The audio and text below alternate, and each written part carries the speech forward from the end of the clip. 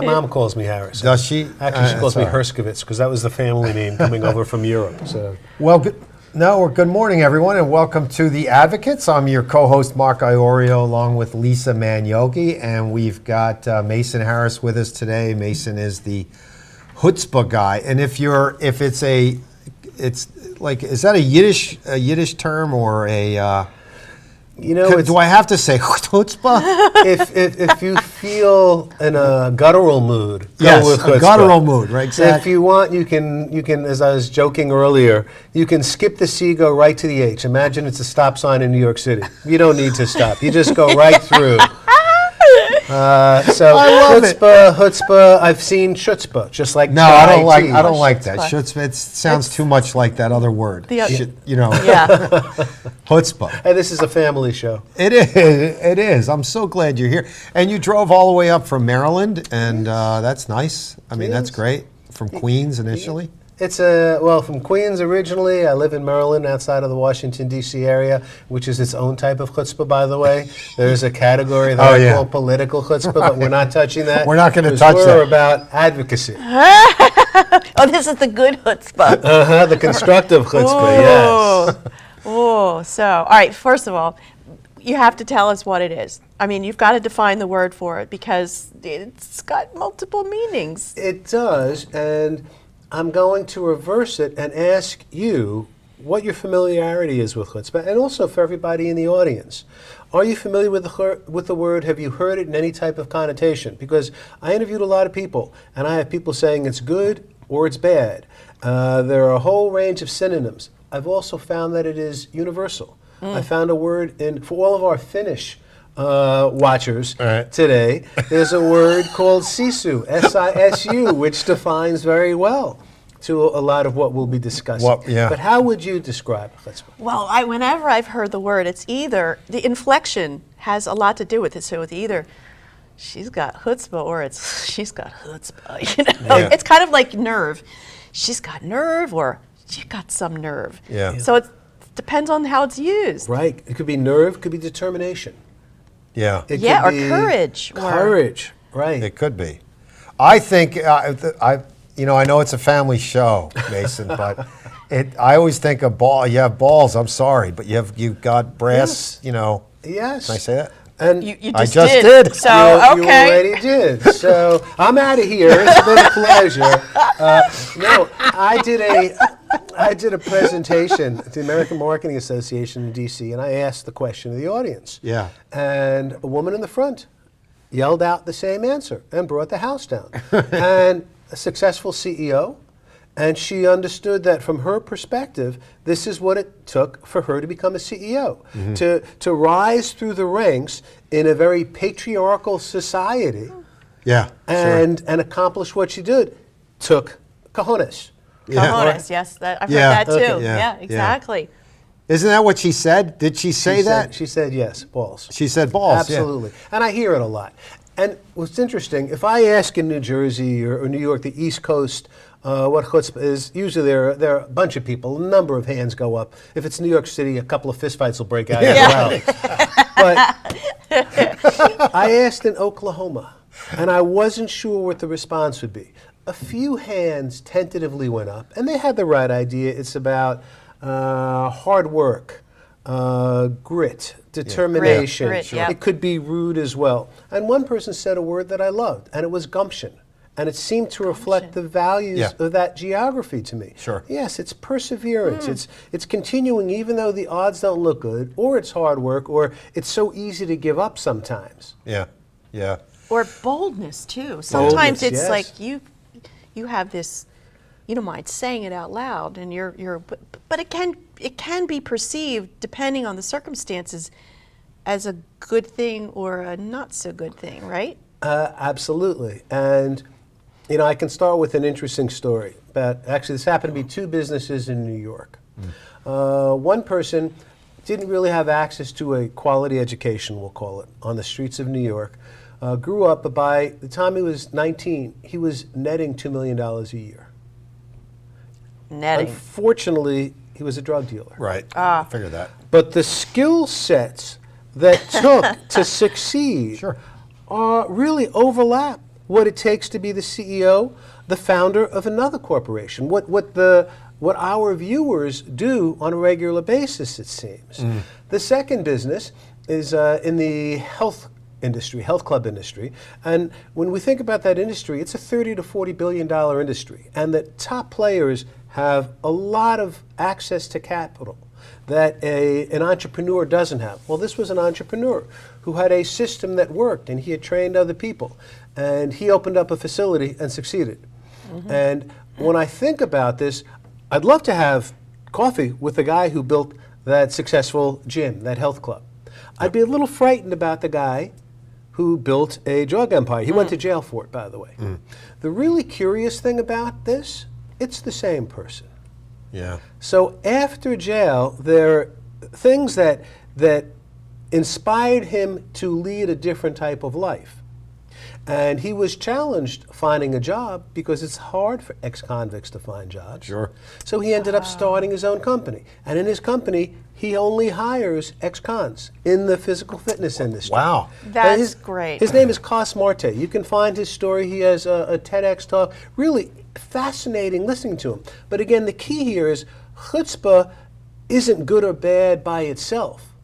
It's the ethics and the morals, the North Star, the moral North Star that guides us, that says how we put it into effect. Bernie Madoff's another example, although he started out with a constructive chutzpah, creating an investment company. Right. When things went bad, which happened partially as a result of some rule changes in the New York Stock Exchange and how the penny stocks that he was making his margin on changed from fractions to decimals, and he lost a good part of his margin.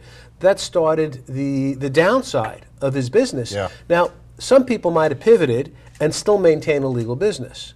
Yeah. He probably felt, well, this will be short term, this will be temporary, but I'm going to promise a return and pay people back from new investors. Well, that's the definition of a Ponzi scheme. Ponzi scheme, yeah. But the same skills that led to the success as a legal in a legal venture also contributed to his being able to fool people for so long. What's interesting, Mason, honestly, is that a lot of times you think about people like Cos, and you say to yourself, they have so much talent, they have so much skill, they have so much chutzpah, but they're putting all of that energy in the wrong places, right? But if you're able to translate that or transfer that over to something more legal, right? It's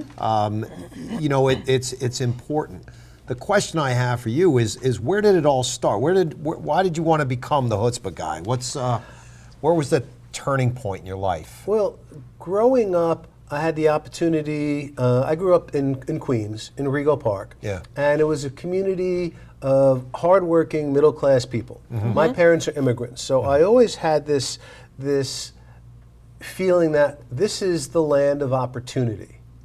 Yep. I wasn't thinking entitlement, but opportunity. Sure. And my parents took advantage of that. Not that they built businesses, but they led good, honest lives. And growing up, I saw people who were successful and people who were kind of they were connivers. And I discovered some overlap. As far as something recent for me, my book, The Chutzpah Advantage, was for me an act of chutzpah, because I had decided to go back full-time into the public speaking business. And I picked what I thought was a solid start date, January of 2000. Well, by March, it was all over. Yeah. There were no live engagements. Pandemic shut down right. conferences, business meetings around the world. People work from home. They were forced to work from home. Yeah. Businesses were shuttered. A lot of people suffered. We know people who lost their lives to this disease, whose lives were forever altered. For me, it was a function of sitting home, watching some TV shows, and going, my mind is going to waste if I continue doing this. So I decided to take those concepts I've been speaking about and put it in the book. Wow. So that was an act of chutzpah. It is, yeah. Not wanting to sit back and wait for things to happen, but just as, again, the name of your show is The Advocate, okay? Chutzpah is, to a large extent, about self-advocacy. Yeah. We want others to advocate on our behalf, but we can never count on it. Right. So ultimately, we have to advocate for ourselves. Yep. And that's what chutzpah helps provide. It's a skill set. It is, yeah. So a skill set, not necessarily an innate personality trait. You can learn this? Yes, I believe you sum that up well. First, skill set can be used, as we spoke earlier, for good, constructive, and destructive purposes. Yep. If we were all to go to the same software programming classes and graduate with honors, you might start or create applications or software that helps businesses become more efficient, that tracks the efficiency of drugs across a marketplace. I might choose to go into ransomware because I see easy money. The skill set is the same. Right. It's how we choose to implement. Yeah. Okay. As far as is it genetic, without a doubt, it's science tells us that some things are innate in our personalities at birth. But a great portion of who we become are because of our family, our friends, and the surroundings, how we're taught. Right.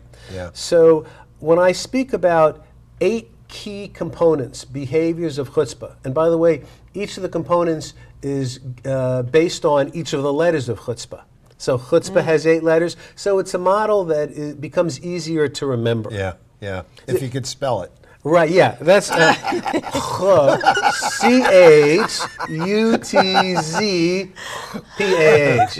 But pick a letter and we can discuss. We'll talk about it, right? Yeah, or if there's any specific area, or I know that the show is limited in time, so we can't talk about all 8 of the behaviors. Yeah. But I can speak to and provide examples and stories, both from the business world and frequently from the non-business world. Yeah, I'd love for you to do that, Mason. I Pick think a letter. we could start with the first letter, C. Okay. I wanted to know what you learned in the book, but we'll start with the letter C. Sure. Okay. So the C, in essence, takes us back to our days of high school Latin. Now, I never took Latin. I took I Hebrew. took it. You took it? I took it for So years, then, yeah. then there is a phrase that, in essence, is about seizing opportunity, taking charge of your day. Carpe diem. Carpe diem. Carpe diem. The C stands for carpe diem.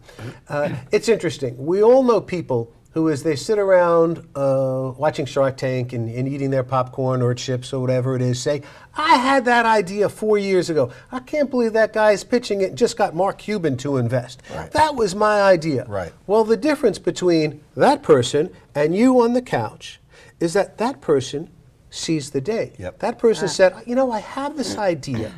And it's time for me to make a move, to change something in my life. And one of the key elements of chutzpah, I don't consider it a behavior, but among the definitions, is it's about stretching behavior, stretching our comfort zones. It's a lot more comfortable having ideas. It's a lot less comfortable going out on the line and saying, I'm going to do this, facing ridicule, scorn, laughter, or even worse, failure. Because we all hate failure. But people with chutzpah learn that hearing no, failing, is just part of success, of moving forward. Yeah. So Right. that C is about carpe diem. Yeah. There's and there's a good story. I mentioned Shark Tank, but a woman who actually growing up had been diagnosed as dyslexic, and in school she was bullied, and even her teachers didn't quite understand what was going on, so she was considered the dumb one, and by the time she was in her early 20s, by her recollection, she'd had over 20 jobs. At this particular time, she was working as a server in a restaurant and also loved real estate, having worked in the front desk in a real estate office. And her boyfriend at the time said, you know, I'm going to spot you $1,000. You keep talking about real estate. It's time to do it. Do you want to start a real estate company? Well, she jumped at the chance. He was half owner because he was the financial partner, and she was the operating partner. Right. Well, the company grew. She made some sales, earned some commissions. They got an office. They hired people. 10 years in, this company was doing nicely. And he then surprised her and said, I need to talk with you. I fall in love with the receptionist from our office, and I'm going to marry her. Wow. Yeah. But the positive sign here, I guess, from his perspective is, but we don't have to break up the company. And she says, no, we need to. I'm going to take half of the company and the employees, and I'm going to move on, and you're on your own. His parting words were, you will never succeed without me. Which, Oh, by the way, boy. is a wonderful incentive. Yeah, really. Who hasn't like heard that. that and said, I'll show you you're wrong? Your teacher, your guidance counselor, the person who says, no, that really isn't Yeah. something that you're going to be able to accomplish. Right. She moves on. She sells the company several years later for $66 million, and she ends up on Shark Tank. Wow. By this time, Barbara, who is the woman in the story, yeah. you know, Yeah. Barbara Corcoran. Yeah. And Carpe Diem was not just about deciding, now's my opportunity, this person really doesn't deserve to be part of my life, and I'm going to make my own life. Sure. Okay? That was once. Carpe Diem is ongoing. So when Shark Tank, that opportunity came up, and she was pitched the idea before the show started from the producers, she was in immediately. She gave me yes. Yeah. Well, a month before production was supposed to start, and I don't even think their studios was nearly as nice as this, by the way. I like this setup. Wow, But a thanks. month before production was supposed to start in California, she got a call saying, you know, we've rethought this, and we're not going to use you as one of the regular female sharks. We've replaced you, but we'll keep you in mind for future ones. And she wrote, it's on the internet, you can find the letter, you can look up her history. She wrote the best response to a rejection that I've ever seen. It's worth taking a look at. And she showed up, and she earned the job. And one of the things she said, by the way, was, by the way, you're thinking incorrectly. Don't think of me as one of the female sharks, because I'm just as good, if not better, than a lot of the male sharks you're going to have. Yeah, I love that. Mason, we're going to have to take a quick break. We will come back with more from our Chutzpah guy, the Chutzpah Advantage, Mason Harris, after this message from our sponsors, folks. Don't go away.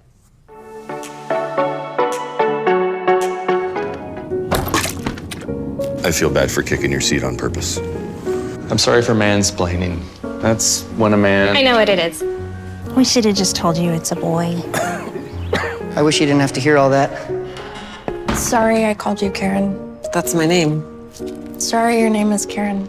I promise I will not eat any more of your friends. Really? Okay, it might happen one more time.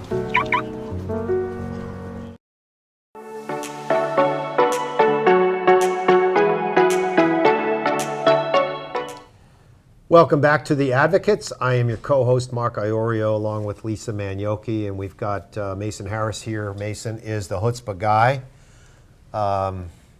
Wrote the Chutzpah Advantage. He's a speaker and an author Yes. and a listener. I just found that out. Well, here's a story for you. So in my early 20s, I think I was 24, I had a degree in graphic design and did a lot of illustration called paper sculpture, which was layering paper into three-dimensional images. And I got a call from the Muppets. They said, come on in. And so I went in 3 times and spent $75 in parking and tolls to just meet with them. And that's what they wanted to pay. So I said no. And saying no to the Muppets at 20, I mean, I walk in, there's marble countertops and beautiful flooring, and the Emmys and the Oscars are on the counter as well. But it was so far under what I would typically charge that I said no. And a month later, Campbell's Soup Company called for the same exact work. They bought 13 of them and paid 30 grand. So early on in life, at 24 years old, I was told and well, kind of encouraged by circumstance that this is the way to do it.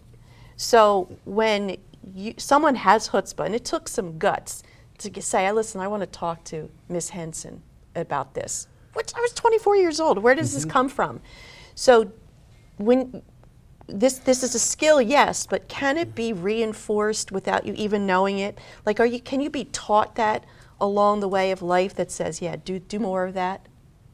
You can be encouraged. You can be in, if it's an organization, in a culture that supports your speaking out and ensures you that you will not be punished or ridiculed because your ideas seem off the wall. And we know that some of the best ideas come about in brainstorming sessions where somebody says something and people laugh and go, you know, I don't think that works. And I know when I've done these brainstorming sessions, I say, come up with your wildest ideas. We may not accept them, but you'd be surprised how often we go back and we say, you know, that's kind of crazy, but if you eliminate this piece, how would we make that work? Or if we look at the top 3 suggestions right now, how do we make them fail? Because if we can figure out what will make them fail, we can figure out how to prevent the failure in advance. Yeah. How to Okay, reverse how to engineer. anticipate it. Yeah. Right. Yeah, sure, exactly. Very cool. So Mason, in writing the book, right, and growing up in Queens and growing up around people who, I love that because I had a family where there was a bunch of people who were successful entrepreneurs and business people and professionals. And then I had a side of the family that were connivers. That's what they did. That's just who they were. So what did you learn as you were writing the book that you didn't prior to that know?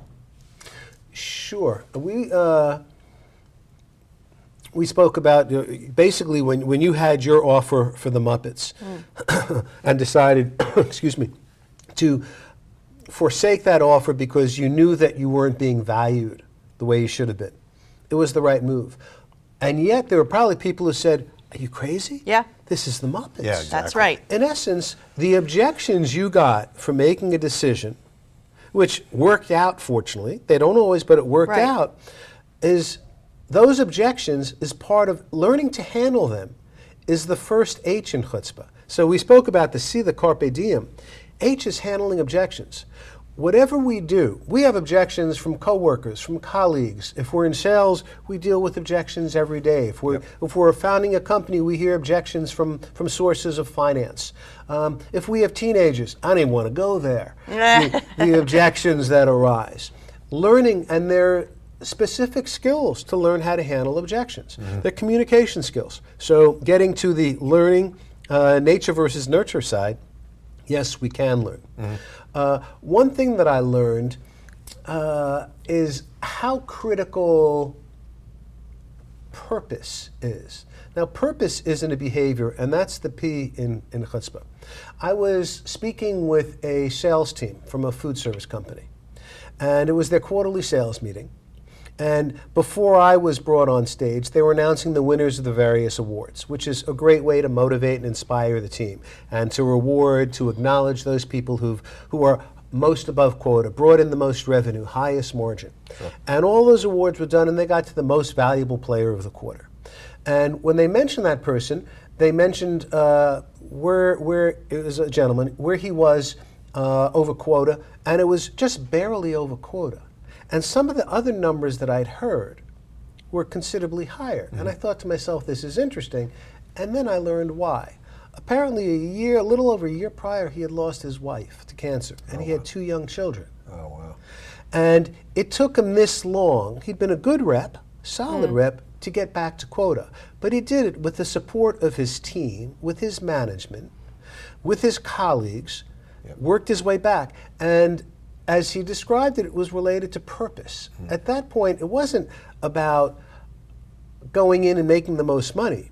It was understanding that he had a role now that had changed tremendously. And he had to make sure his kids had the best possible upbringing and bringing and ensuring the security that their home would be good and that they'd still have a loving father and who knows what else the future would bring. A good education, that became his purpose. And our purpose changes over time. Yeah. But that relates specifically. We all have reasons we come into work. There's been a lot of research on this. In the book, I speak about Viktor Frankl and his book, Man's Search for Meaning, which is a very difficult book to read. It's about surviving Auschwitz, the concentration camp. But purpose was one of the key elements, one of 2 key things for, as he felt as a psychiatrist, observing fellow prisoners who didn't make it and those who did, one of the 2 things that really were critical. The other being luck, which is beyond our control. Right, yeah. But purpose was the one thing that, as he says it, we can't control things that happen to us, and I'm paraphrasing, but we can control our response to these things. Yeah, sure. That's always within our control. Yeah. Now, I like the fact that you say purpose changes because there's this mystique about, oh, we've got to find what are you here to do, what is your purpose, but it does evolve. And that guy you're talking about, I can tell you right now, it sounds like my life. And Mark would know this. When my husband left when my kids were 6, 9, and 10, there are some big things I wanted to do professionally, but those lights needed to stay on. And the tuition needed to be paid. And I did things that I probably hadn't, if I didn't have so much demand, would have done something differently. So when you say purpose changes, how does an individual integrate chutzpah into a changing purpose?